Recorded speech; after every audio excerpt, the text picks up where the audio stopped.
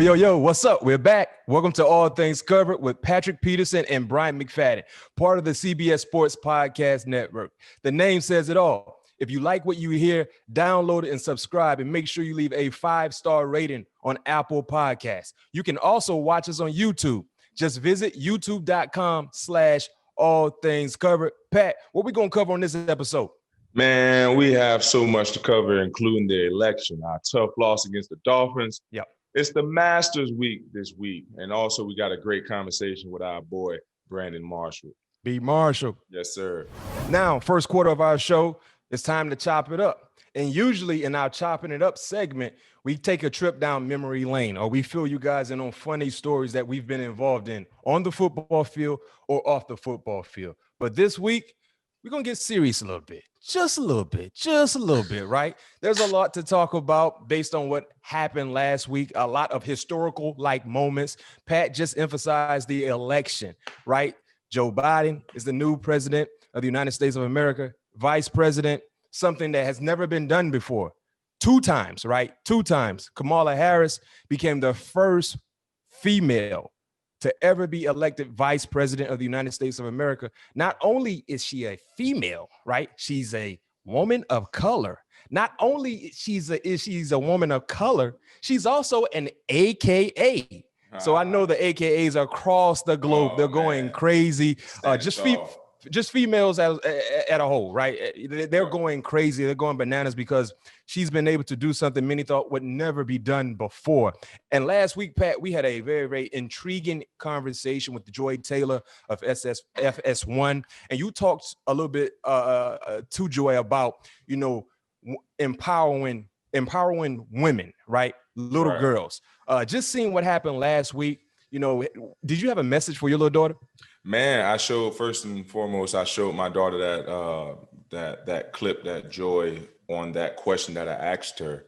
I showed my daughter that clip, and next thing you know, we got Miss Harris being the vice president of the United States, and we sat there and watched, her speech when they found out once they won. So it was I definitely I know she's only 4 right now, going on 5 years old, but you have to be able to teach them constantly things like this, as we may think it may be so big for them right now. But at the same time, if they're able to grasp to songs and grasp to other things around the world, they should be able to grasp and tap into their mental aspect. So it was a beautiful week for us last week, seeing passing that message on to my daughter, and also seeing Ms. Harris being elected as the vice president of the United States. No question. And that's one of the things I emphasize to my daughter as well. She's 7. You can do anything you want to do. Just make sure you put it in the universe, put it out in the universe, and believe it. And I say the same thing for my little boy as well. You know what I mean? You got to speak self-confidence into yourself. Wake up in the morning and tell yourself you're great. You're the best at whatever it is you need to do. Right. You're super fast, you're strong, you're intelligent, and just keep speaking it into existence and believing it. Believing it. And don't ever let anyone tell you you can't do something, including yourself. So that's one thing I tell my baby girl as well. No doubt. Now, listeners, viewers, it's time for Cardinals Check-In. This is where we recap the most recent ball game, which was Week 9 against the Miami Dolphins. Pat's former team growing up as a youngster in South Florida. He was a big-time Dolphin fan. I don't think he's a Dolphin fan anymore. He bet not be. But entertaining ball game. The Miami Dolphins traveled out west to the desert. They came up with a huge win, 34-31. Like I said, it was an entertaining ball game. But Pat, you were involved in that ball game, and I can tell you this much: you played against a young quarterback, rookie quarterback that is, in Tua Tagovailoa, making his first on the road. What were your early impressions about his game as a professional quarterback? Seeing him make his second start in the league, his first start on the road. The Dolphins offensive staff did a great job of putting him in great positions, not giving him, difficult reads to make. It was either it was a first read or a check down. Either it was a screen or a boot. Like easy reads for him right in front of him to get the ball off his hands, to get him in the rhythm and get him going. But very impressive on his ball placement, on the way he was able to sit in the pocket sometimes where he was able to move around and also convert some very, very important third downs and some of those key drives for his offense.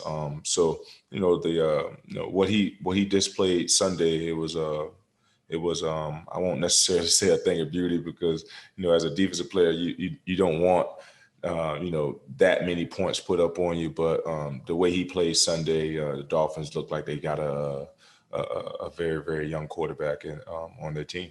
Yes, talking about Tua, his numbers, 20 of 28, 248 yards, 2 touchdowns. Clearly, he will be entering a lot of fantasy lineups based on his performance last week against you guys. And you talked about his ball placement, some things that normal fans might not pick up on and identify. Something that I saw, and I'm going to call out a play, and I know you know exactly what I'm talking about. Third quarter, they're coming out. I think it was 3rd and 9. You're playing off technique, kind of with similar, like almost like you were bailing a little bit, but you wasn't you wasn't pressing, right? Right. And I read you when you saw, I think Parker. It was Parker. It was Parker. You was on top of the route, and he gave you a stem. And what a stem is, listeners, viewers, when a wide receiver runs, but he's not running straight, he's stemming his route. Usually they either stem inside or outside. Right. Usually when they give you an inside stem, like a slight slant, they're going to run an in-cutting route. Could be a dig, could be a curl. Yep. And boy, Pat Peterson, he thought he had him one. But the young quarterback was able to throw Parker away from you. Right. Because if he throw the ball where it was supposed to go, that's a book. Right. No doubt about it. Tell us a little bit, talk us through that play. You know what I mean? Take us inside your mind because clearly you thought you had one. Yeah, I did. And I knew it was a curl because, like you said, not only because of the stem, but I believe it was 88 or 81 because it was like a nasty bunch. Explain a nasty bunch. Which is it's kind of like it's a tight X cut split with the tight end. You got a running back in the backfield, so that's creating a nasty bunch. It's not like a traditional bunch, which is like receivers and a tight end, 2 receivers and a tight end. They included the running back into the bunch set. Right, exactly. Yep. So now I see the tight end go out straight to the flat right now. So me knowing route combinations, you know what's coming. Yeah, anytime somebody go out, I know it's going to be a curl or a dig. I know he's going somewhere inside. It's the inside route, no question. Yes. I started. I didn't backpedal no more. Once I recognized whoever the tight end was, I can't remember the number. Once I saw him go out to the flat, I was like, oh, let's settle down a little bit. Boom, settle down. I got inside because it was obviously, a curl 9 times out of 10 is going to be on that inside number, high or low. No question. I'm saying, boom, oh, I done beat him to his spot. God damn it, Tua put that thing on the opposite 11. Hey. Damn, that was a good throw. I got up, I said, that's a good throw, dog. I said, that's a good placement right there, man. That might, out of all the plays Tua made, that was the best play. Yeah, and that is the one. And it was backed up. And they were backed up. Yes. You guys had the lead. They were backed up. 3rd down. If you get your hands on the pass, clearly it's a big play for you guys. But if you intercept that pass, it's a bigger play. Right. But best case scenario for them, they converted it because of his understanding and reading you as a defender. And young quarterbacks don't usually display that early in their career. So that's a play that many people are not talking about. But I saw it because when I saw you come out that plant, boy, you came out that thing so precise. It was like bam, bam. Mm-hmm. I said, yes, sir, they're going to celebrate. But Tua put the ball only where he can put the ball for you not to get it, and it was a completion. And I think they went down and eventually scored on that same drive, if I'm not mistaken. So that was a huge play. Speaking of quarterbacks, you guys got a stud also, Kyler Murray. He had an early turnover that led to points for Miami, the Dolphins, but he bounced back. Finished the day 21 of 26, 283 yards, 3 touchdowns, 0 interceptions, 11 rushes for a career high, 106 yards. His first career 100-yard rushing game. Huge effort, but it came up a bit short. Talk about the biggest reason for the loss and how do you guys bounce back and get back into that winning formula, especially with a young quarterback. Play real good football. Play good enough for you guys to win, but you didn't win. I just think the biggest reason for us losing is just as a defense, we just didn't get off the field. We didn't win first downs.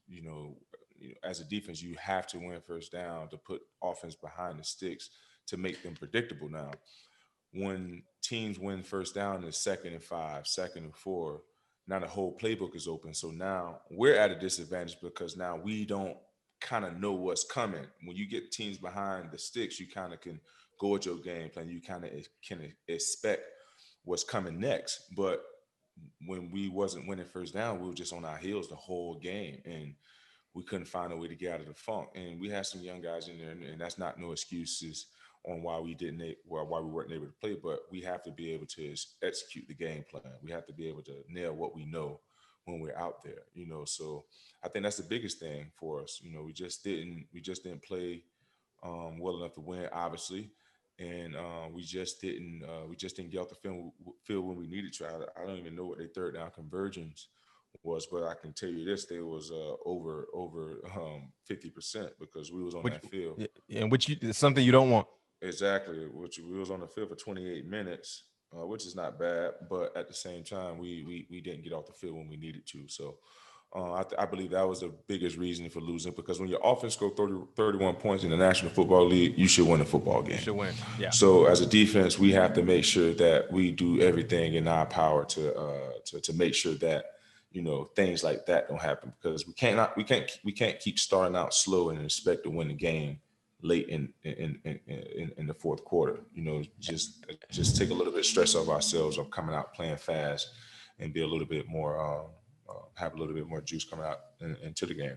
Yeah, and talking about starting off slow, that seems to be a recent trend for the team. It seemed like the halftime adjustments are on point and you guys come out looking like a different ball club. What can you do the week of prep, right, to emphasize you got to start fast and finish even faster? What I mean? Especially in the National Football League, with it being so difficult to win week in and week out, you can't really give a team an opportunity to get off to a good start against you. So what you being a leader on the team, a captain on the team, and recognizing the slow starts, what do you plan to emphasize for the remainder of the season when you look at the week of prep? Emphasize starting fast and even finishing faster. It goes to that last 48 hours of prep. So throughout the week, how schedules are. Wednesdays you all day, Thursday all day, Friday all day, Saturday all day. Then Saturday you got that walkthrough, and then you pretty much free. So what are you doing within that 48-hour period to make sure that you're ready for the ball game? So those 48 hours are the most important hours up into the game, because 9 times out of 10 you kind of forget, or you can't revert back what happened on that Wednesday practice or what happened on that Thursday practice. So that Saturday, that Friday evening, that Saturday, that whole Saturday is very, very important. So do more, because evidently it's not helping us as a team to be successful. So we have to do more in our preparation individually and as a defense. We have to dig down deep and making sure that we're on the same page at all times. And that starts in practice on Tuesdays when we in those film sessions and going through those walkthroughs and going into practice, and hopefully that leads over into the game on Sunday. Yeah, no doubt. And this upcoming week 10, it's not going to get any easier. You got the Buffalo Bills, but you do get them at the crib. Buffalo, they're 7-2. They just beat up on the Seattle Seahawks. Another entertaining ball game, 44-34. Buffalo, they're playing some real inspired football, especially on the offensive side. They got a young quarterback in Josh Allen. A few weeks ago, he definitely was in that MVP conversation. Kind of slowed down a little bit. They had a few losses, but still playing real good football. I would say maybe last year, clearly the year before, if you were playing against Buffalo, the goal would be to make Josh Allen beat you. But what we're seeing throughout 2020, he can beat you. So what is the mindset for you guys defensively in attacking Buffalo's offense to be able to have success against them, to come out with a win based on what they are doing well? With me watching the film early on Buffalo, they do a great job of pushing the ball downfield, they got a very good balanced attack. So far as in the passing game, you want to give them different looks. You want to make sure that you're moving around, show them something, but give them something else. So I believe that's going to be our point of emphasis this week, and making sure that we move around, making sure that not mannequins and Kodak moments to where we're giving him the picture of what we're going to play. So I like that Kodak moments, giving him a picture. I see what you did there. Yeah, let's play. Shout out Kodak Papin. But anyway, man, we have to make sure that we continue giving him different looks, and first and foremost is stopping the run. You have to stop the run, because when teams are able to run the ball, they feel like they're able to impose their will. So if we're able to stop the run, make sure that we continue giving Josh different looks, try to confuse him as best as we can, and our offense can put up as points as they have been doing thus far throughout the season. It should be another entertaining game that we hopefully can come out on top of.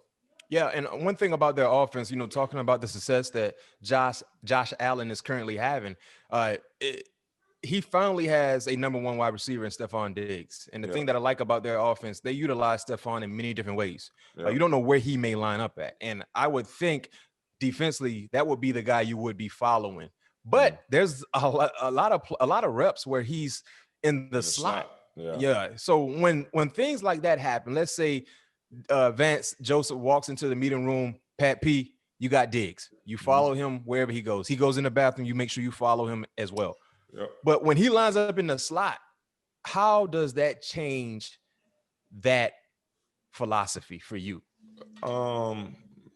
It just all depends on the call. If we're in man, obviously I'm going to take him. If he's in the slot, I take him. If we're in zone, depending on what zone, you just line up on his side. If he's zone. Exactly. Yeah. So it just depends on the call. But me and Stephon had some great battles going back when he was in Minnesota.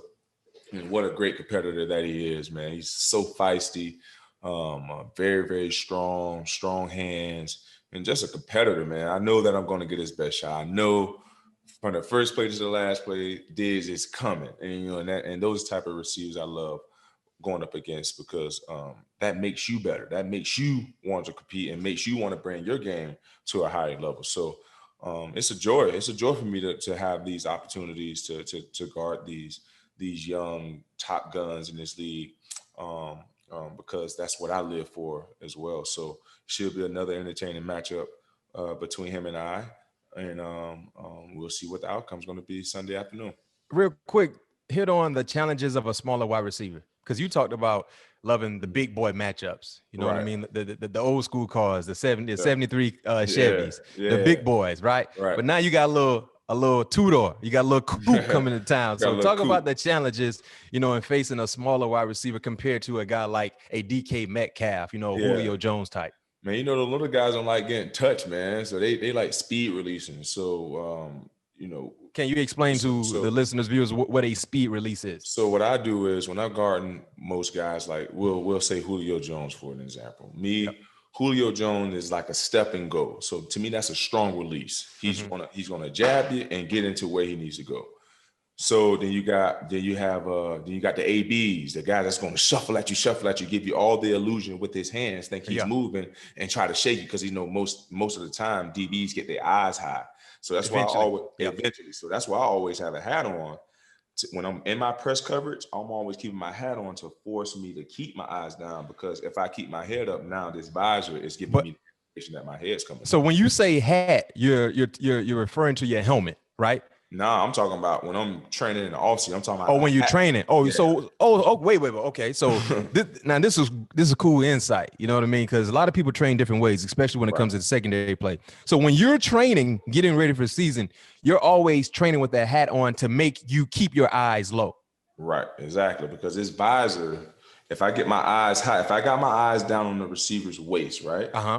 And I get my eyes up and I look up, I'm going to look at the visor. I won't look up at the receiver's shoulders, the numbers, because when DBs get when they get beat at the line of scrimmage, it's their eyes. Their eyes get high, and when your eyes get high, your shoulders going to come high.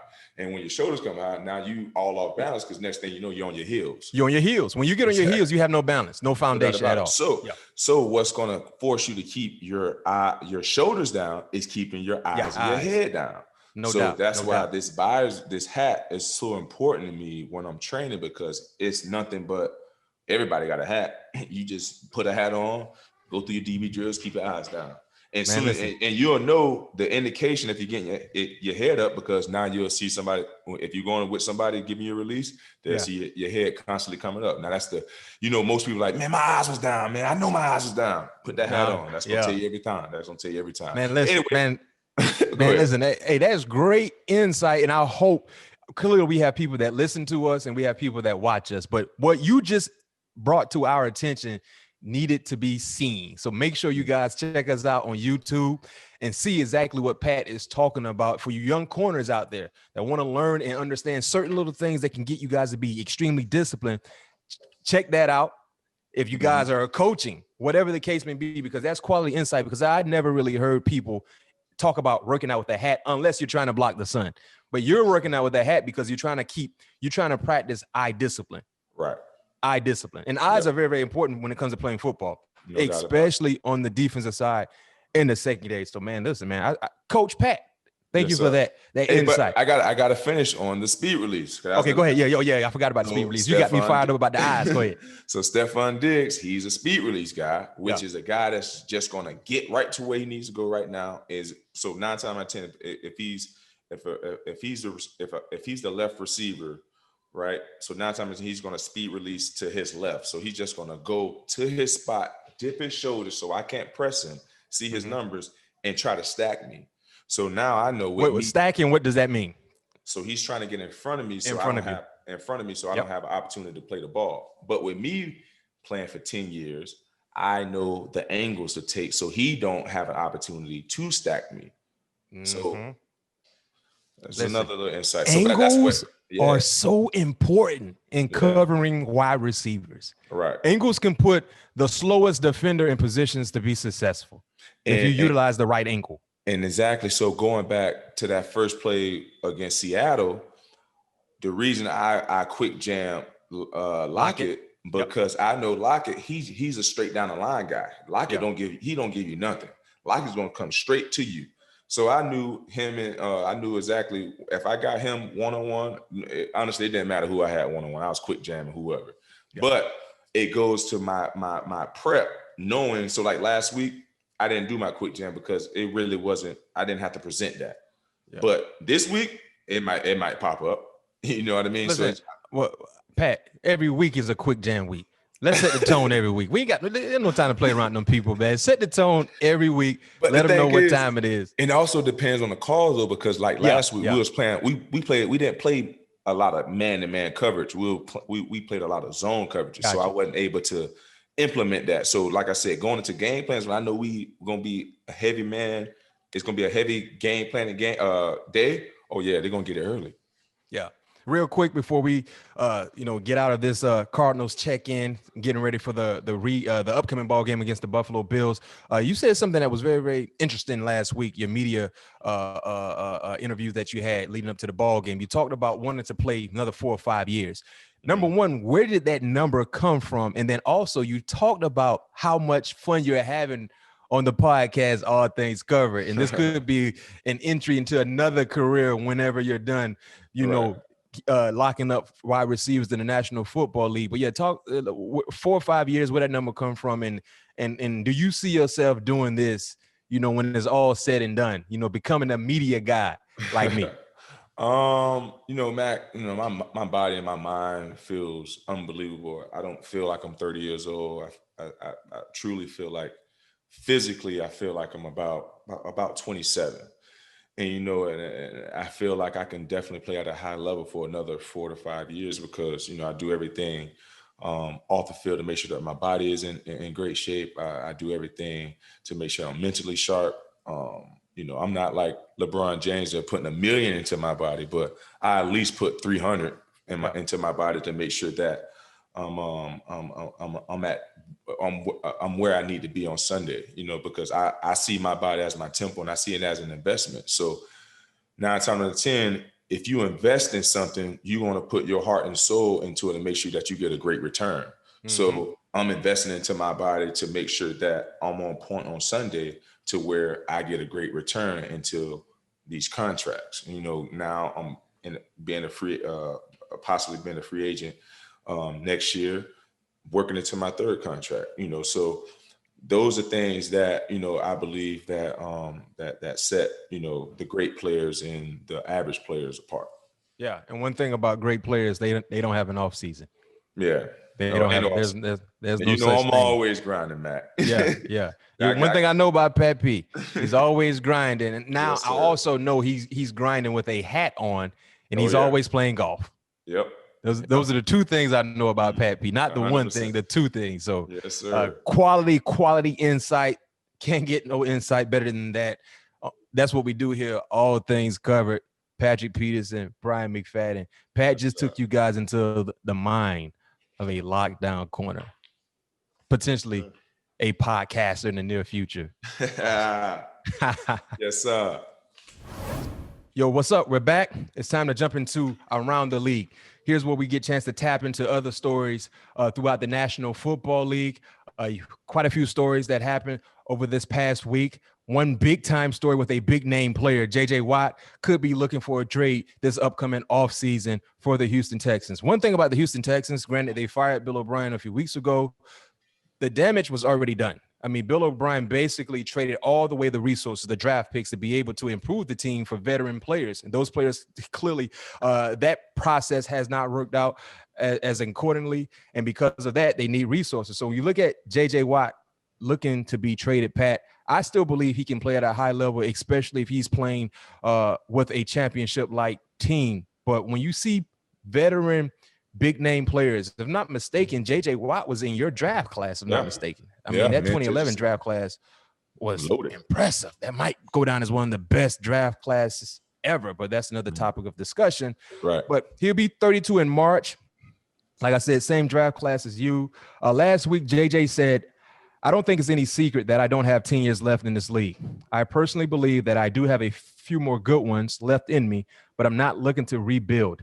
I'm looking to go after a championship, and that's what I want.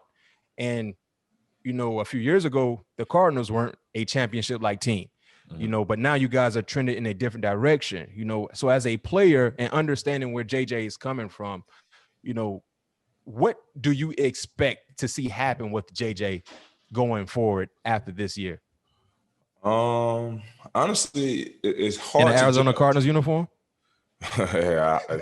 We'll take them. You know what I mean? We'll definitely take them. But you never know what would happen. I believe they got what it takes to, as far as the quarterback. I believe the quarterback is definitely where it starts. It's not many teams you can walk on and say we can win with that quarterback.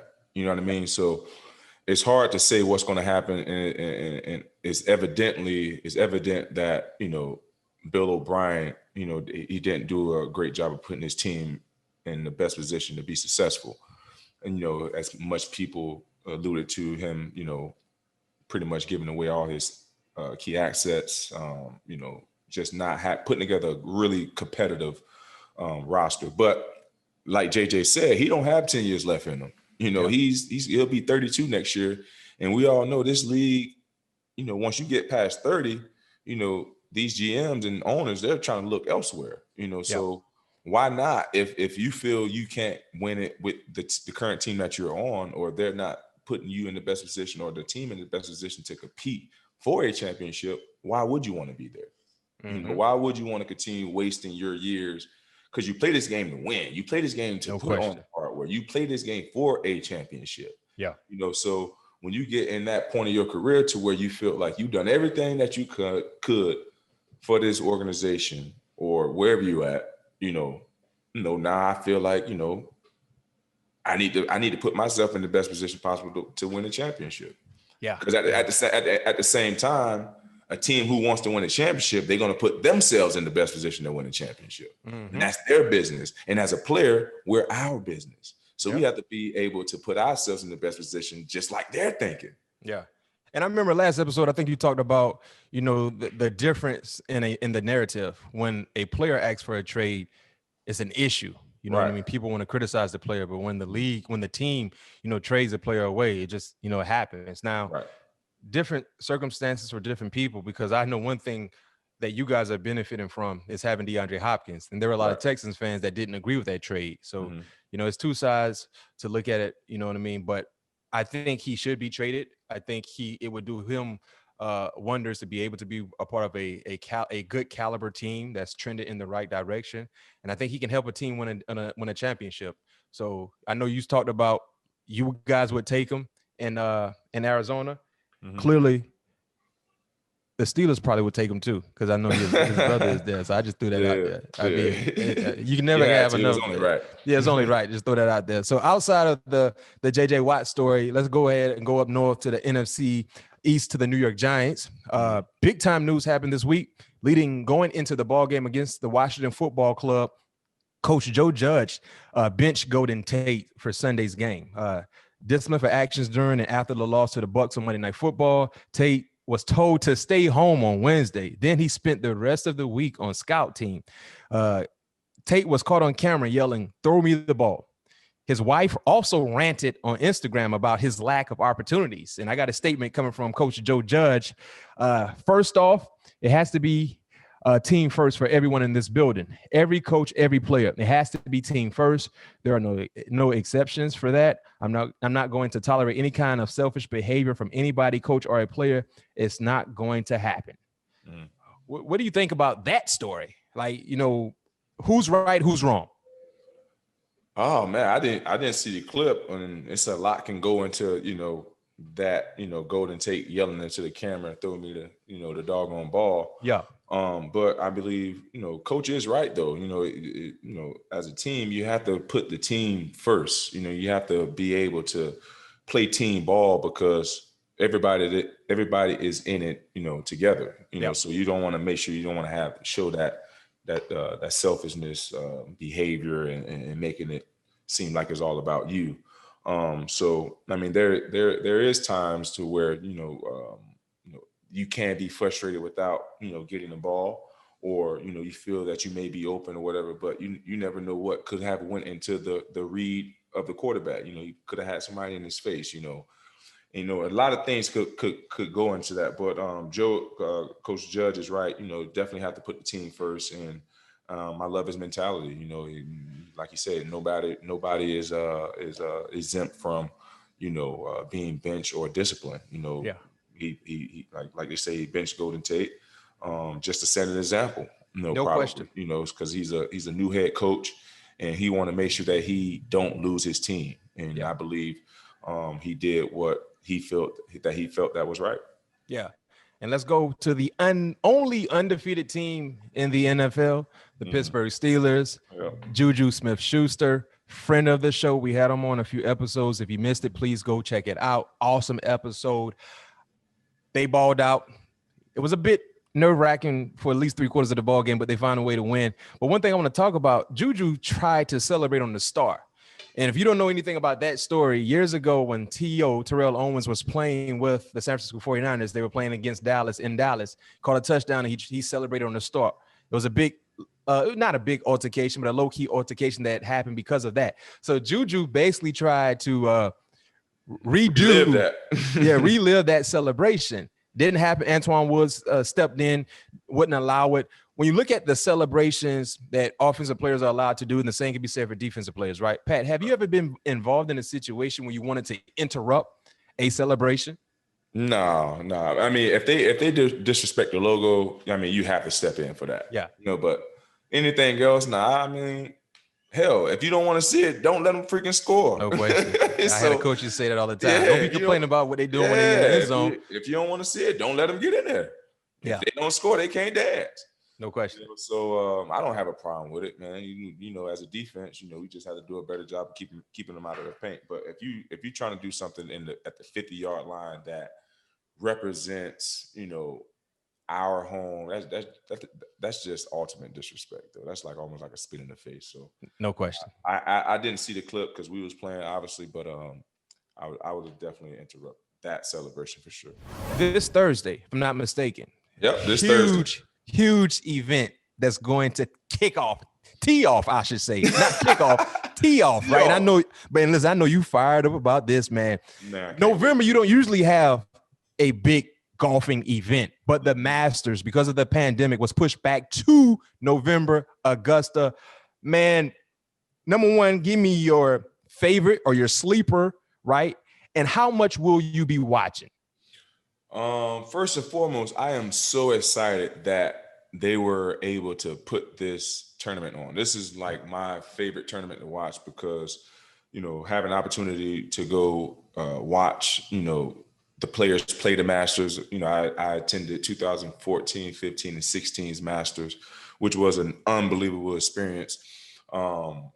So, just being on the grounds there, it was just like I was in heaven almost in a sense. But my winner is this is tough. Well, I know you get Rambo some love. Yeah, Rambo. But I want your sleeper. Give me your sleeper. Yeah, your sleeper. My sleeper, I think Ricky might. I think Ricky's finally going to make a run. Ricky has always been in the top 10. Ricky is one of the best putters and one of the best ball strikers in the game. I think this is the time he finally breaks loose to something great. I will predict Ricky, if he don't win it, which he is my sleeper, he will finish top 5. Top 5. Yeah. And my winner is tough because these two guys are so dear to me. One is my next door neighbor, and one we just had one on the show last week.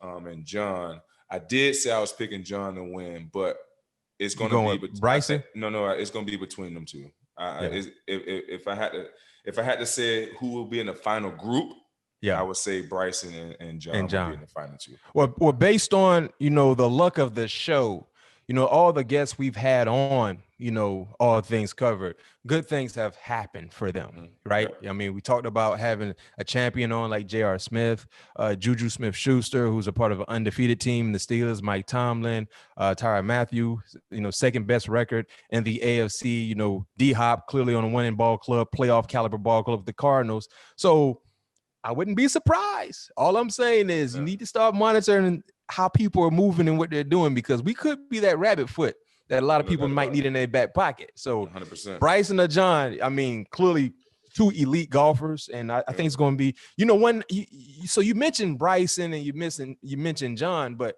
no love for Tiger? Nah, see, Tiger's always gonna have a fight. But the thing is with Tiger, he haven't played much golf this year. See, going into the Masters, he at least played about 3-4 tournaments. Yeah. Going up until the Masters. But this year, I just, I don't it could be a blessing and a curse, with him taking the time off and mean he's more healthier, he's less wear and tear on his body. And I'm not counting him out by any stretch of imagination because he won that tournament 5 times. So it's something the course fits to his eye. So we know he's going to play well, but it's going to come down to Tiger getting off the tee. If Tiger can put the ball in the fairway, because he's still one of the best iron players to ever play the game. So if he's able to keep it in the fairway, hit 75% of fairways throughout those 4 days in that tournament, I would say Tiger wins. So that will be a great note to look at on seeing Tiger, and he can get it up and down from anywhere. Yeah. But if he's in the fairway, it takes less stress off his approach shots. And like I said, he's one of the best iron strikers to ever play the game. It would just make it almost like a pitch and putt for him. So if Tiger percentage of hitting the fairway is over 75%, I'm guaranteeing he will win. I see you, Pat. You dropped some DB nuggets earlier. Now you got your golf shoes on. You dropping some golf nuggets. All things covered. That's the standard. The standard is the standard, and here all things will be covered, man. So that's great information coming from Pat P, talking about the Masters, talking about LSU, Alabama. It's going to be another great week of sports here in the country. Rivalry week. Don't forget about Pat P. Have the Cardinals. They also have the Buffalo Bills. We talked about that earlier in the show, but it's almost time to get ready for halftime. We just finished this 2-minute warning. We was able to come out on top, go into halftime with this big lead. But when we come back from halftime, we're going to take a quick break, but we promise you guys a very, very special guest here on All Things Covered. When we come back out of this locker room, get back on the gridiron, Brandon Marshall will be joining us. So make sure you stay tuned. Yo, what's up? We're back from halftime. We got a chance to get some Gatorade, eat some slices of oranges. Now it's time to get right back on the gridiron. And like we promised you earlier in the show, All Things Covered, we provide big-time guests, big-name guests. We got an outstanding guest joining us right now, All Things Covered. 13-year NFL vet wide receiver, 6-time Pro Bowler, first team All-Pro in 2012.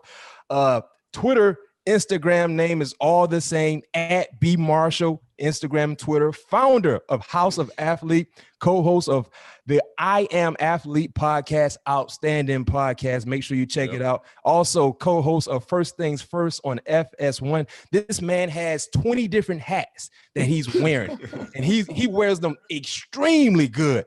Man, no other, man. Make sure you guys welcome in Brandon Marshall, man. It's a pleasure joining us here. All things covered, man. How your day going? Awesome, bro. Busy. Just landed in New York. I've been on this Showtime gig inside the NFL for 7 years now. So we shoot every Tuesday. So now I travel in on Mondays. We'll shoot Tuesdays, and then I'll fly back out. So it's pretty cool to be on what I believe is, a show that we all grew up watching, the NFL film, seeing everybody mic'd up. So it's pretty cool opportunity. Yeah, and before we get into the nitty gritty, I got a personal question because, Pat's my fam, and I've always been a fan of yours, even though you play wide receiver. A lot of DBs don't really like wide receivers. But you and Pat, you guys have been involved in some big-time battles. You know what I mean? Some big-time battles, man. Fill us in on some of your memories when you were going against a young Pat P out there in Arizona with the number 21 on. Yeah, I think it's the way the game is supposed to be played. When I think about my battles with Pat P, I remember when he first came in, known as or talked about as who could be potentially one of the biggest and best DBs the game has ever seen. So right away, it's all wide receivers on notice, and what I remember is just a super athletic dude, fast, can make. He's just an athlete, right? He's like one of those dudes we grow up in Little League, like, man, the dude can do everything. So when I think about my battles with Pat P, it was always like in between the lines, we're going at each other's head. Like, ain't no friendship. Ain't I respect you, but when that whistle's blown, we gone.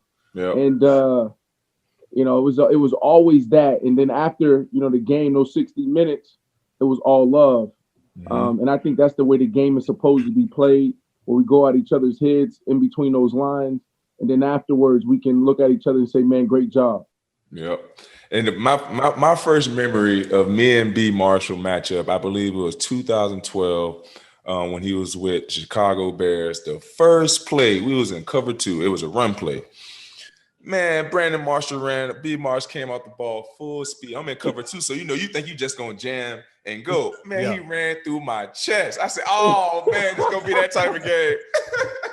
Hey Pat, he was trying to set the tone. He was trying to set the tone. About it. So when that happened, I said, "Oh man, let me buckle up. It's time to go. It's time to go." Because when he hit me, he started talking shit to me. I was like, he for real. He for real. So it's my second year. I think he was like in year 8 or something like that. No, maybe year 6, I believe. Yeah, I believe like year 6. So I was like, because my first time, like, dog, this dude is like, it's a freaking monster. Like, he's 6'4", cut up. He can run like a gazelle. Like, I'm like, I got my work cut out for me from the first play.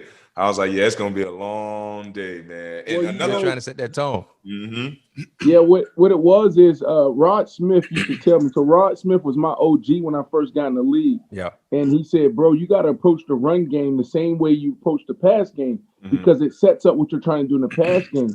So one of the strategies we put in place early in my career, I think it was year 2, he was like, the first play of the game, you need to show them how strong you are. So that was my mindset every single game, was coming off the ball, whether it was run or pass, and being super physical, because I knew that was the thing that could separate me from most wide receivers. Right. So it was like the mentality every single game, Pat. But what ended up happening was, Pat ended up getting hit to my game and how I approach things, and then he became the more aggressive person.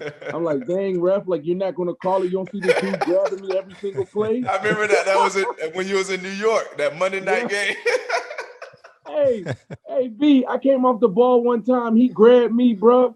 I was like, man, this might be the strongest DB I've ever gone against. What was it, a pass play or running play? He was like, he was the first DB to counter me with my own, like what I did. I was like, man, this dude literally now is playing me the way I played him for a couple years. So every time I came off the line, he would just grab me and try to out physical me. Student of the game. So, B Marshon, man, you still in real good shape. You know what I mean? You work out consistently. You look at what's happening in the National Football League. We just saw 2 veteran players at the wide receiver position return to the league, right? There's Bryant, Antonio Brown. Do you still have that vibe, that feel of maybe, trying to give it one more shot, come right back in the league, especially seeing some older vets get an opportunity to do the same thing? You know what? If I was actually in football shape, I train every single day. I take care of my body 100%. I'll do that for the rest of my life. But I'm not out there running routes, and that's just different, man. Like being able to decel, beat Pat P on press coverage. I mean, the last year I had, Pat P just destroyed me when I was in Seattle. I was like, all right, it's time to hang him up, right? I couldn't get off the line. My ankle was all jacked. I was like, it's time. So if I was actually in football shape where I was working on the skill, then I probably would, because I do miss the game. I love it, but I'm really, I would say the best word is I'm distracted by what I'm doing in business and off the field. I think it's been a great distraction for me. They talk about, this transition phase and how it's tough for a lot of our guys. And I truly believe I'm blessed, because there's moments, man, where I look at it like, I can go out there and play right now, or I missed the game and thinking about the goals that I wasn't able to reach and accomplish.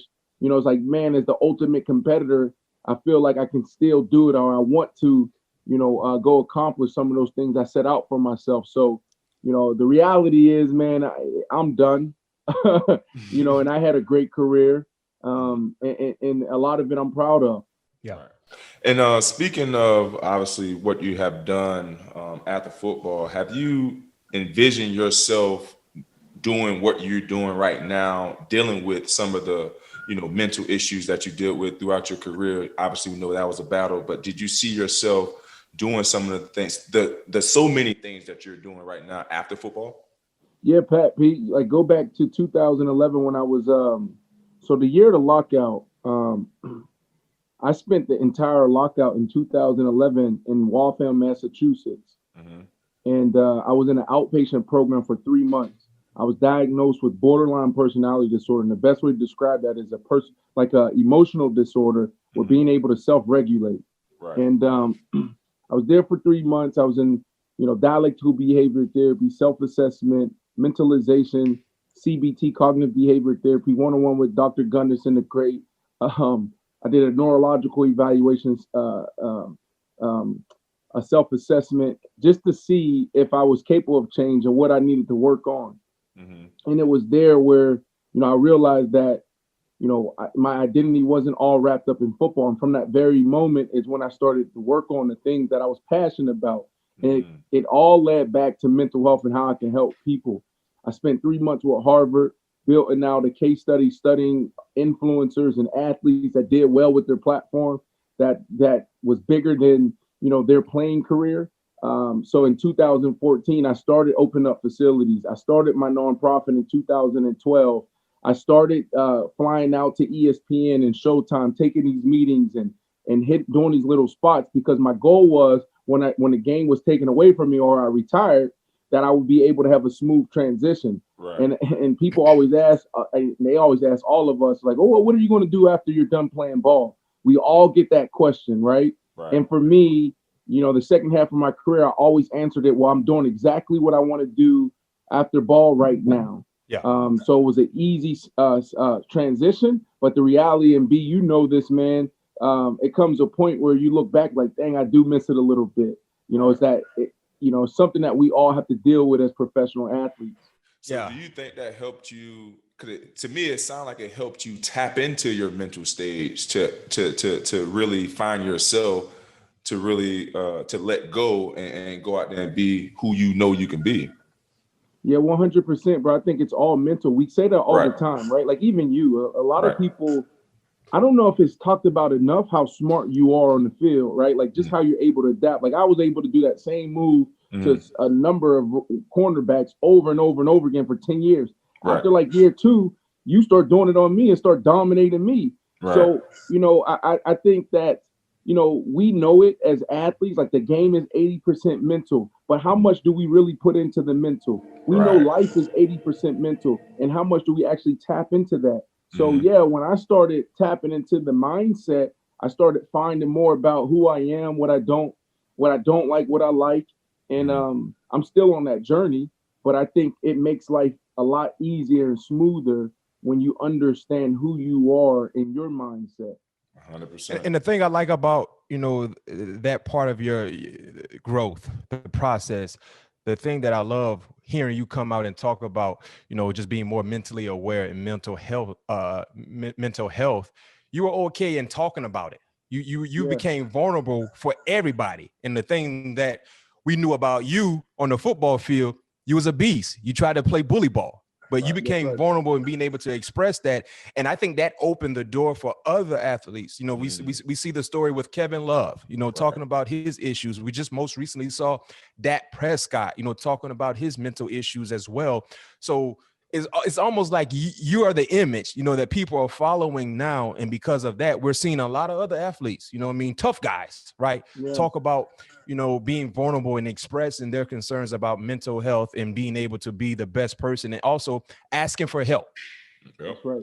Yeah. Yeah, Yeah. bro, I think we all go through it. What I went through isn't unique, but how I dealt with it was, right? And we don't all deal with things the same. And, whether it's family issues, whether it's just performance issues, being that ultimate competitor, having a down year, bouncing back from a game, bouncing back from an amazing game, right? Like you got to Right. approach failure and success the same way. Same way. So I just think that, all of us, need to look at ourselves and have that conversation with the man in the mirror, the woman in the mirror, and say, okay, how am I doing? Because we, for us as professional athletes, man, there's a lot that's thrown at us, and you have to be able to tap in daily on where you're at mentally. We do it physically. Why not have that mental check just once a day where it's like, all right, how am I doing? Right? Am I dealing with stress today, or am I dealing with some performance issue? Am I trying to take my game to a whole nother level, or am I trying to get back to where I was from a performance standpoint? You got to have a game plan for both ends of the spectrum, whether impairment, dealing with anxiety, stress, depression, or just performance. Like I'm trying to be that all pro. I'm trying to play another 5 years. Like you got to tap in every single day with your mental. And before we tap into your career, because you had an outstanding career, talking about that transition from the game, and Pat, you haven't experienced this yet. It can be a bit difficult for a lot of guys. And I wish the league would do a better job in helping players when they become former players understand and see what they would like to be involved in to be able to carry on and have a healthy lifestyle. But you've been blessed enough to be able to establish things for yourself. Fill the listeners and the viewers in a little bit about what you have going on right now. I kind of read it off when I intro you, but give us an in-depth insight, in-depth vibe of what you got going on, because like I said, you wearing a lot of hats, you wearing them all good, you know what I mean? So fill us in on that. Yeah, let's go back to 2014 when I spent 3 months with Harvard, and I just talked about it. I sat down with Professor Anita Elberse, who has the BIMS program out there. A lot of high-profile people attend every single year. I think I was the first one in her inaugural class, and we spent 3 months looking at influencers because I read a book. It was called Blockbuster. It was her book, and I was like, all right, well, when am I building that's going to be bigger than me? How do I become that Live Strong Lance Armstrong in the mental health space, like what he did for the cancer community? So I was on this journey just to learn, and so what came out of that was a few things. Magic Johnson, Live Strong, Lance Armstrong were two cases that popped out to me, and Magic Johnson in particular was one where I was like, man, why is this dude still doing television? Why is he flying around? And I know a lot of listeners may think this is crazy, but a guy who's worth $500 million, but he's doing television where he may make $2 million, if that, on ESPN talking about basketball. In my mind, I was like, he's losing money. He could be in his office willing and dealing. So one of the things that stood out with that particular case was how he continue to talk about basketball, to have a platform to help other people in other communities, and then also just have a brand. So that's why I got into television, was because of Magic Johnson. So I started this thing where I'm going on tour every off season. Right after the season, I would fly around to Bristol, Connecticut, do the ESPN car wash. I would go to LA, do the lifestyle stuff with E Entertainment. I would actually do red carpets where I'm interviewing people, because what I wanted to do was actually get the reps, meet the producers, potentially have something set up so I can transition right into something, and that I continue to have a platform. I never wanted to do television. I still don't want to do it. Like, this is not my thing, but I understand that it's a platform to still have a voice and a brand, because the ultimate goal is like unlocking human potential for me. And that's what we're doing at House of Athlete. So it's like, okay, I'm using this, like I use football as a platform to really help other people. So that's my way of continuing, to have that voice, that platform, so I can push people back to the things that I think is important. To me, I think we need to do these 5 things daily. We all need to train. And this is what we all did to make it to where we're at, why Pat P is still playing at extremely high level, because we do these things every single day. And I think the general population needs to adopt the athlete lifestyle. We train. We don't work out. We train. That's just our lifestyle. We fuel correctly. We track our macronutrients. Supplementation is big, because we know we can't get all of our nutrients through food. So that's why we supplement. We understand supplementation. The third thing is we're mentally fit, like to be able to deal with stress on one side, but then performing at a high level on the other. Like, our mindset is out of this world. And a lot of us don't have a plan, but we should have a plan. So mental fitness is big. And the fourth thing is recover. You got to bounce back from injuries. You got to bounce back from bad days. You got to be able to go on vacation. And the last thing is try. None of us made it to this point without like a team, people that was able to help us along the way. So for me, everything goes back to that. Like, how do I help people? And I just find that open up these facilities on the for-profit side is actually more impactful than what we were doing on the nonprofit side. So coming in and talking to people about BMI and their body fat and how to lose weight, how to get in shape, or athletes, how do I get to the next level, or how do I maintain? It starts the conversation on mental fitness. Like, how are you doing mentally? Right now, they're more vulnerable. Now they're willing to have that conversation. Now we have mental health practitioners right there on site that can help them deal with anything that they're facing. And where's your facility? So right now we have one in South Florida. We're opening up 42 in the next 5 years. So we have one in South Florida. We're about to break ground in Miami, Santa Monica, Houston, Dallas, and from there we'll establish our multi-site management system, and then we'll start scaling. But that's the goal as of right now. Wow, and then that's we launched big. our supplement line, and that's going really well as well. And also, too, I saw that you have some merchandise as well, right? Yeah. So, apparel. My wife took over I was doing something. I just wanted some swag. And she came in one day. She's like, "What are you doing? Where are you finding these T-shirts and everything?" And my wife actually went to school for fashion merchandising, and then also psychology. So interesting background. So she created a performance line that drops next month to compete with like the Lululemons of the world, and the Adidas and Nikes from a performance standpoint. So really cool things that she produced and created. So excited about that as well. And where could people, when it drops, where could people purchase it?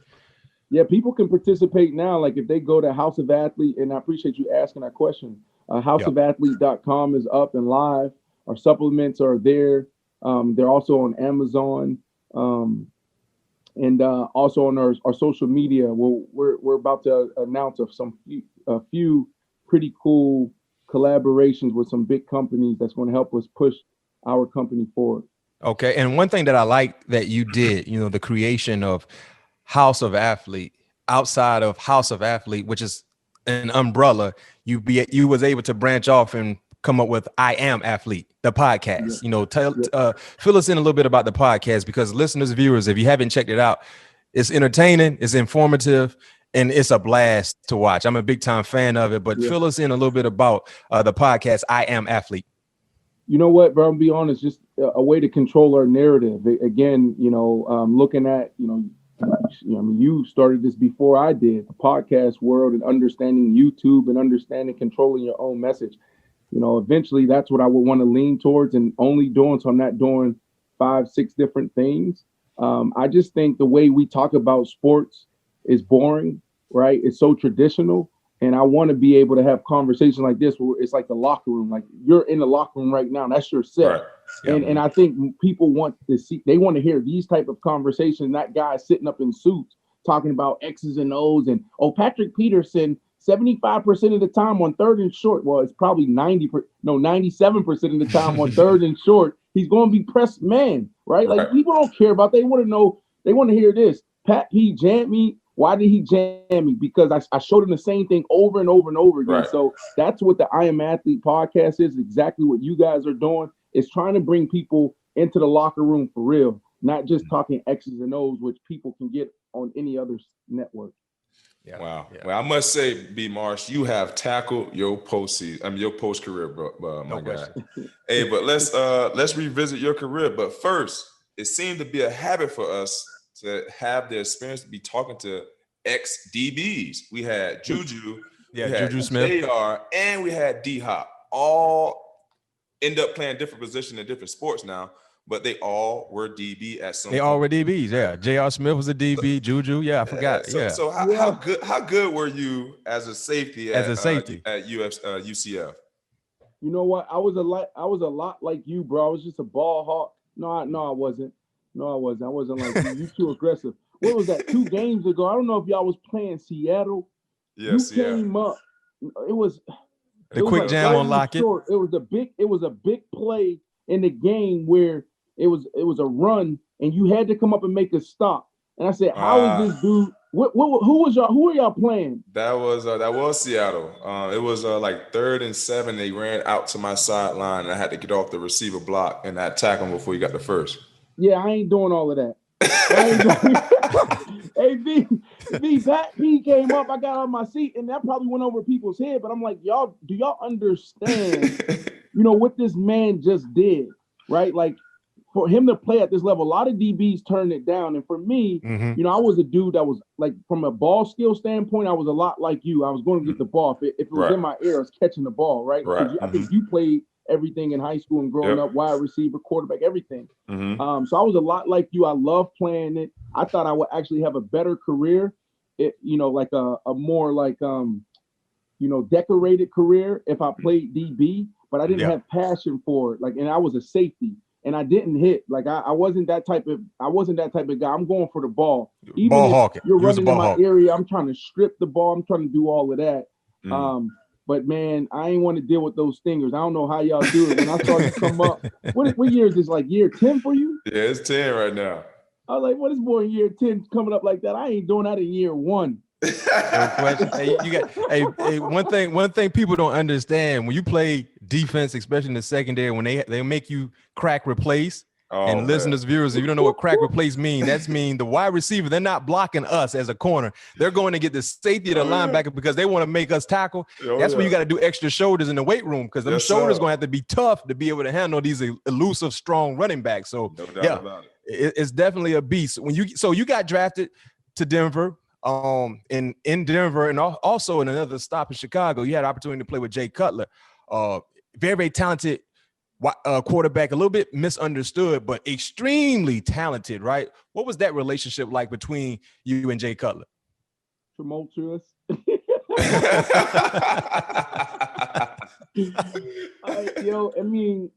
We got drafted the same year, 2006. He went first round, I went 4th round, and we had so many first experiences together, and we had dreams, man. Like I remember after our first touchdown, us meeting in the end zone, and we have this painting captured this moment where we went to each other, and the first thing I said, all right, we got 140 more to go. We're going to go after Peyton Manning and Marvin Harrison's record for combos as far as how many touchdowns between the two. And Josh McDaniels came in and broke that up. We were the number 1 offense throughout the regular season in 2009. And then Josh McDaniels came in, broke that up. Jay Cutler was shipped to Chicago, and that was the end of that. And then I got an opportunity, like you said, to go back to Chicago. He wanted to put the band back together. He brought in our offensive coordinator, brought me in, and it was awesome. And the reality is, man, and it's well noted, and I've said this several times, Jay is he's a gunslinger. I don't think he had all the tools and skills he needed to really lead a team. And when you're in the NFL, that quarterback, you got to be like a CEO. Right. And I think he tried to develop that over time, and it just couldn't. It could never come around. And it got to a point in Chicago, man, where those first couple of years he was hit so bad, it just seemed like it wore on him mentally and physically, and then we just didn't have enough to get it done. So our relationship, bro, I mean, there's so many stories, man. We used to yell, scream at each other, and then go out there and he still throw it to me 10, 15 times. Love-hate relationship, huh?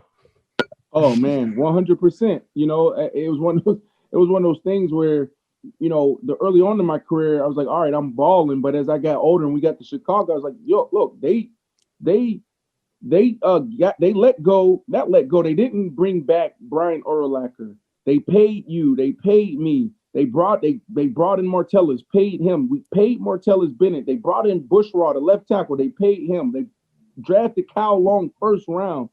Like now they went from the monsters of the midway, this like leaning on our defense and saying, Brandon and Jay, you go lead us. Right. And I thought that came with a lot of responsibility. And we needed to have a behavior change, and it never happened. And that's the thing that really, you know, frustrated me in Chicago when it came to an end, was I really wanted to win a Super Bowl. And I thought we had the pieces because it had me. We had me, Alshon Jeffrey, Martellus Bennett, Matt Forte. Hester too. Hester's on that team, right? Right. In the prime. Yeah. Well, speaking of quarterbacks, you never really played with a real star quarterback until your final season. You played with Russell Wilson. Do you think things would have been different? You caught touchdown passes from Jay Cutler, as you talked about, Kyle Orton, Chad Henne, Matt Moore, Jason Campbell, Josh McClown. You got Ryan Fitzpatrick, and also lastly Russell Wilson. And the best one on that list is Ryan Fitzpatrick. Absolutely love playing with Ryan Fitzpatrick. Whoa. That's the same thing Hop said. You taking Ryan Fitzpatrick? You taking Ryan Fitzpatrick over Jay Cutler? Yeah, bro. Because like I'm, you know, from a physical standpoint, Jay Cutler all day. Okay. You know, and I think everybody in the league know that. But when you talk about giving your team the best opportunity to win, it was Ryan Fitzpatrick, and he made it fun, man. Like Ryan Fitzpatrick is the ultimate teammate. Everybody loves him no matter where he goes. 100%. I love Jay Cutler. You know, I wouldn't have the bag if it wasn't for Jay, because I was averaging 170 targets a year playing with him. But at the end of the day, it comes to a point where you want to win games. Yep. And Ryan Fitzpatrick was able to present the best opportunity, I thought, out of all the quarterbacks I played with outside of Russell Wilson. I really don't count Russell Wilson because I was only there, you know, half the year, pretty much up until the trade deadline. And, you know, I was a shell of myself then. Wow. Yeah, Pat, I forgot D-Hop did say the same thing. So Ryan Fitzpatrick gets some love from some big-time wide receivers. Hey, so B. Marshon, in 2009, you had a record day. You had 21 catches in the game with the Broncos. Man. Against the Colts. Against the Colts, no doubt about it. What was the breaking point in that game? Like, did you feel it like when you woke up that morning, you thought you was gonna go off? Like, what was the mood like going into that game? Yeah. So cool story. I was channeling my inner Jay-Z. Jay-Z Ho just came out with some type of album, and I just loved how he was moving. You know, like everything he did was effortlessly. Everything he did was like, I'm supposed to do, I'm supposed to be that. And at that time, I was still trying to find myself as a premier wide receiver. It was Andre Johnson, Larry Fitzgerald. You still had T.O. in that discussion. And those guys, Marvin Harrison and Reggie Wayne, Steve Smith. Yeah, you had all those guys, Steve Smith, and I was this young pup on the block, like coming. And so I was trying to establish myself in like who I was. Like, do I want to celebrate? Am I a guy that's going to pitch the ball to the ref? And I just decided that moment, like, no, I'm gonna try to be like Jay-Z. Yeah, that was the blueprint. Blueprint 3. That was Blueprint. Okay, great. Yeah, Blueprint right? 3. So there you go. So I listened to the album the whole week, and I said, okay, everything I do on the field is gonna be like that. So I walked out pregame, and I went to Michael Smith, the black reporter that, and I think I said his name right, Michael Smith, black reporter. Used to be with Jamil Hill on ESPN. Yeah. So before the game, I went to him and I'm like, yo, bro, I just want you to note this because this is going to happen. This is going to be the best game I've ever played.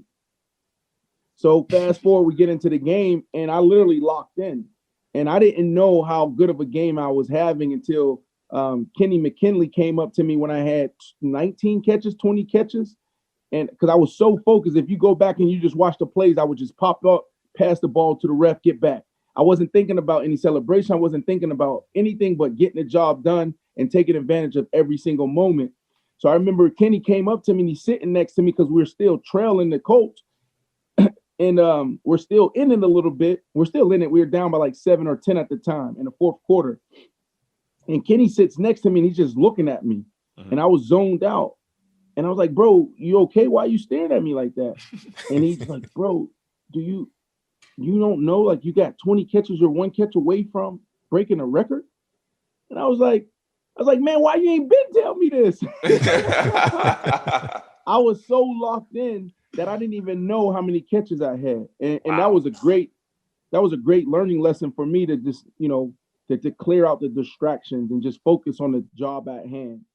The most confusing thing for me was when I don't think I was watching. I think we might have had a game that week or something crazy, but I was like, at what point did the defensive coordinator from the Colts just realize we can't cover this guy, so let's cloud him? Let's find a way to cloud him. Like 10 catches, it was like, okay, no, we can't cover him. 12. Like, at what point did he realize, like, we have no answer for this man? Let's go ahead and devote extra attention to him because you were just having a field day. Do you think that record will ever be broken at some point? I mean, yeah, record's meant to be broken, but it has to be like the perfect storm. You got to think about it. You got to have like a DeAndre Hopkins, a quarterback who's going to throw him the ball all the time, and you got to be losing. Yeah, you got to be losing. You got to be chasing. Right? You got to be in the aggressive. Why we were throwing it that many times because we was trailing, so it had to be like the perfect storm. Hey, speaking of some of the receivers you just mentioned, there's been a recent back and forth with wide receivers like Davante Adams, Julio Jones, DeAndre Hopkins. Davante said last week after that huge game Thursday night against San Francisco that he believes he's the best wide receiver in the game currently right now. Being a former wide receiver, former great wide receiver, who do you believe is the best wide receiver and why? Well, let's lay it out, right? It's like the cornerback debate. Yep. I think being the best cornerback or the best wide receiver just comes down to, can you beat one-on-one? Can you beat man-to-man? Can you play one-on-one? If you're not in that discussion, if you're not playing like that, you can't even have this conversation. So let's just start there. I just, at the end of the day, any wide receiver can sit in zone and be in an offense where a coach, put you in perfect position. I want to see you mano y mano. So when I think about the top wide receivers, I look at Davante Adams. 100% is a guy that can beat one-on-one. You talk about spicy routes and releases. Good feet. Yes. And hands, everything. Yeah. But then you also, and it's just like a flavor. You got D-Hop, who I thought 2 years ago was the best wide receiver, right? I 100% thought D-Hop was there. Julio Jones obviously is that guy. And I can't put Julio Jones in it right now because he's banged up. I'm talking about the guys who's hot right now. It comes down to DeAndre Hopkins, DK Metcalf. Oh, I would love to get your thoughts on that kid. DK Metcalf and Davante Adams. And you can't forget about Stephon Diggs. He's not the number one wide receiver, but we don't talk about him enough. That's a guy that can beat one-on-one coverage over and over and over again. So if I had to pick one guy I'm going with on my team, I'm more of a D-Hop type guy, a DK Metcalf type guy. I like the slant route. I like the 9. I like the back shoulder, just big man ball. That's the type of guy, good in the red zone, straight fade, slants, all of that.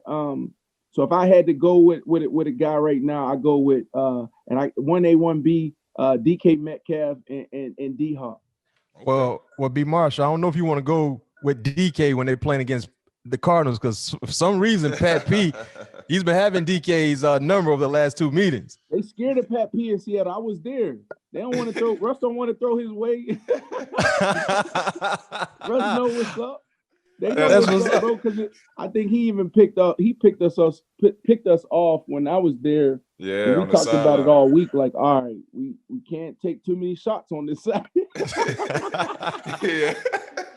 Hey, man, speaking of DB and receiver matchup, we had Marshon Lattimore and Mike Evans matchup last week. The breakdown of those last 3 games. Wow. I Marshawn couldn't believe Lynch, that. Yeah, I thought it was Marshawn fake. Lynch tweeted out, "Better luck next year. 2 targets, 0 receptions. 2 targets, 0 reception, and 2 targets, 0 receptions in 3 games."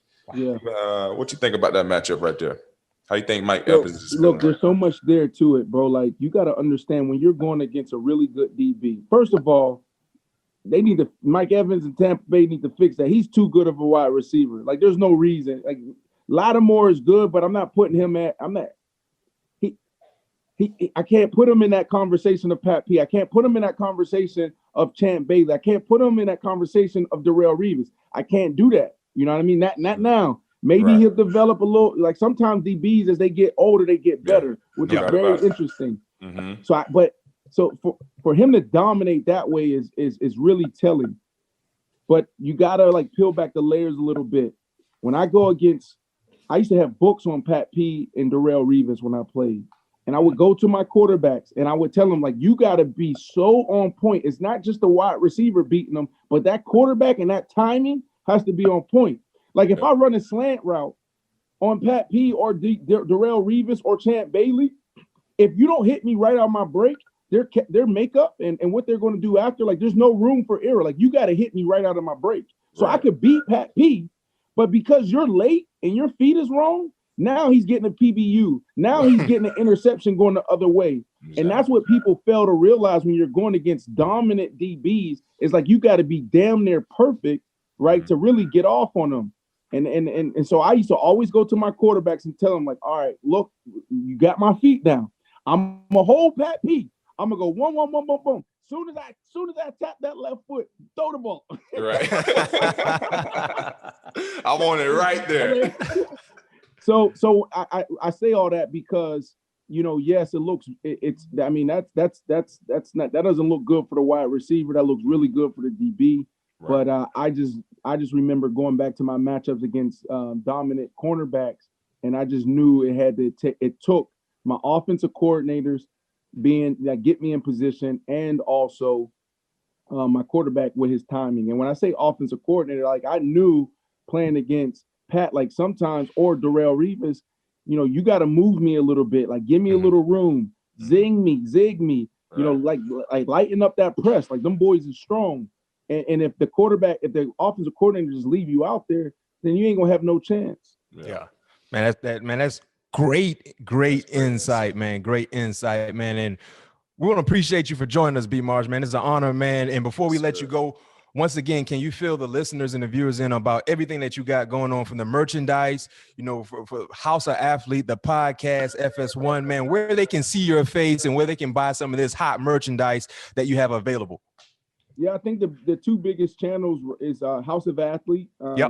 The House of Athlete on Instagram. We're always dropping something, new information there. I Am Athlete podcast. I never thought that it would blow up like this fast.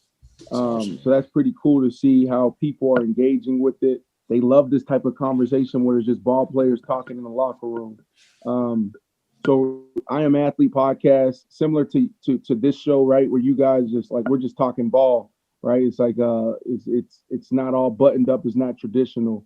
So if you follow those platforms, they'll get everything they need. I really appreciate y'all, and I love listening to you guys because it's the locker room, man. And that's the thing, Pat P. What you gonna miss when you retire in about 5-6 years? No, you got about you probably you gonna go DB. I mean, you gonna go safety or what? It depends if I start losing too many steps. Pat, you're gonna lose some steps, bro. The question is, are you going to go to safety? Are you going? Good question. I will be willing to go to safety. Okay. Yeah. Okay. I mean, you look at some of the great ones. Most of the great ones did it.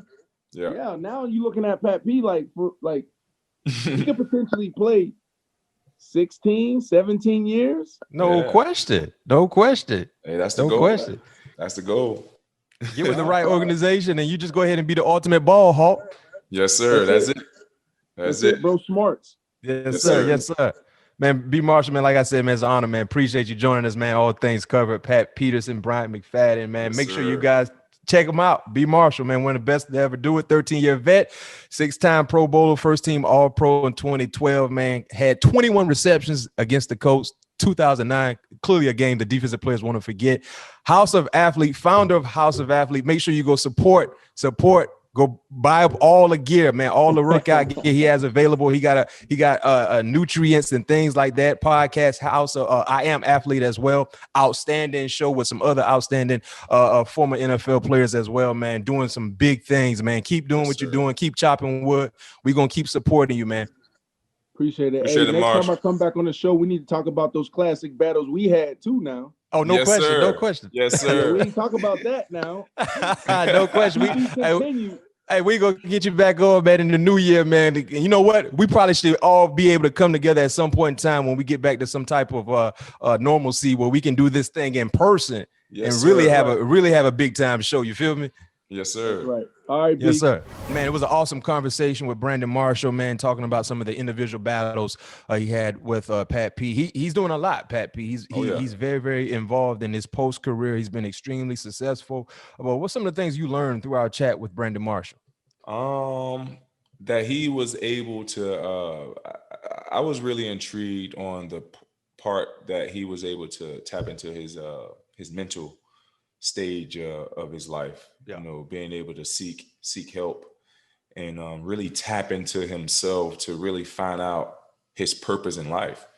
And I believe, like I asked him, it seems to me that really helped him find himself. So it was a blessing for him to go to that outpatient rehab center to help him and reform him and help him be the person that he is today, wearing all those hats, having podcast of the show, having him and his wife having the apparel company, his nutritionist line, he's into fashion. So Brandon is a very, very intriguing man. I'm happy that we were able to finally get him on All Things Covered.